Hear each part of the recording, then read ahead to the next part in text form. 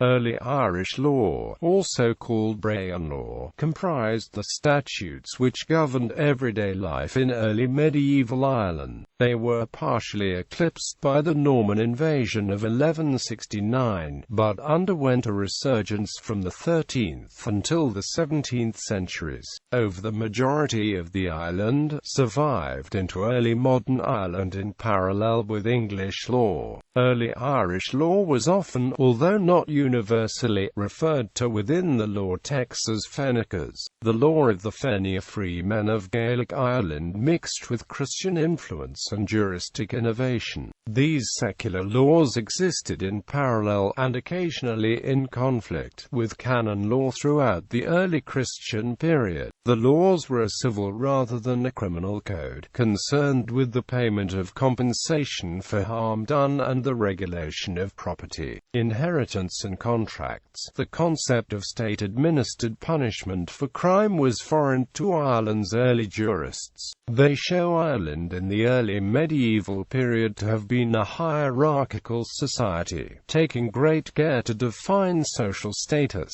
and the rights and duties that went with it, according to property, and the relationships between lords and the clients and serfs. The secular legal texts of Ireland were edited by Da Vinci in his 6-volume Corpus Iuris Hibernici. The oldest surviving law tracts date from the 8th century. Origins. No single theory as to the origin of early Irish law is universally accepted. Early Irish law consisted of the accumulated decisions of the Brehons, or judges, guided entirely by an oral tradition. Some of these laws were recorded in text form by Christian clerics. The earliest theory to be recorded is contained in the prologue to the Fenechas.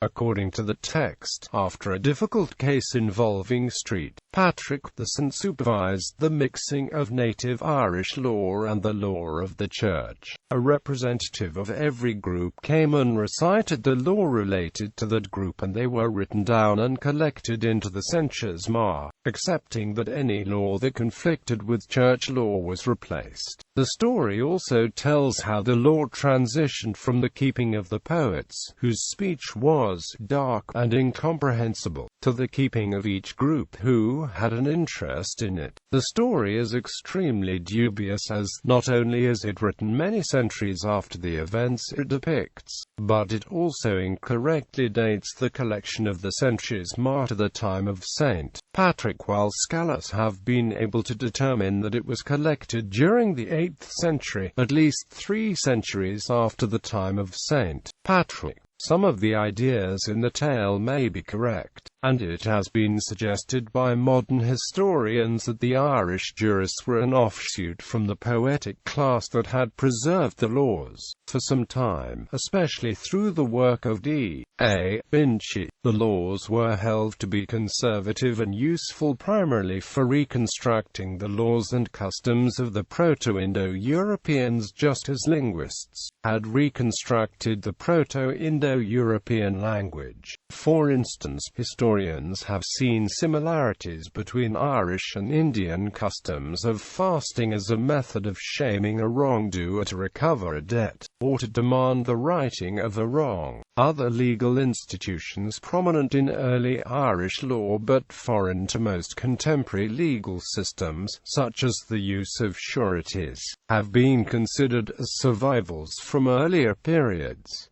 More recently, historians have come to doubt such attributions, while few historians argue that all Irish law comes from church influence. They are today much more wary as to what material is a survival and what has changed. The past may still be suggested for a certain legal concept based on Irish legal terms being cognate with terms in other Celtic languages, although that information does not prove that the practice described by the legal term has not changed. Today, the legal system is assumed to contain some earlier law influenced by the Church, and adaptation through methods of reasoning the Irish jurists would have sanctioned. There is dispute, however, as to just how large a role each of these aspects may have played in creating the legal texts. The subject is an important scope for debate.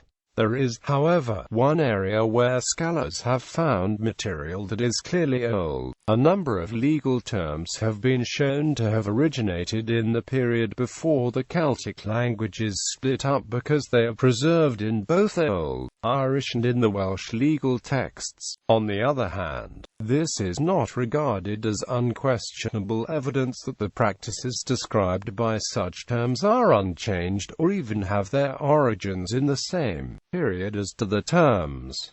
Another important aspect when considering the origins is that the early Irish law texts are not always consistent. Early Irish law is, like the Old Irish language, remarkably standard across an island with no central authority. However, close examination has revealed some variations. Among these one can especially point to variations both in style and content between two of the major legal schools, as they are known, those that produced the Brehon and Fenechas respectively.